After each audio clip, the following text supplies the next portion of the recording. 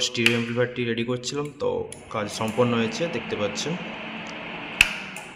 তো আগেও বলেছি ভিডিওতে, তো দেখুন এটা main transformer 65 double supply.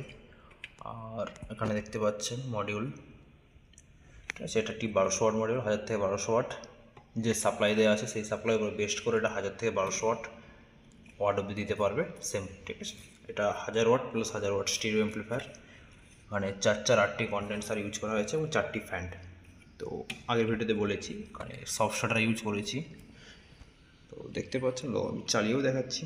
Simple এখানে ভলিউম, বেস, মিড, টোন, ঠিক আছে। অন করলে প্রোটেক্ট লাইট আসবে, তারপর আমাদের অ্যাক্টিভ লাইট, ঠিক আছে, সিম্পল জিনিস।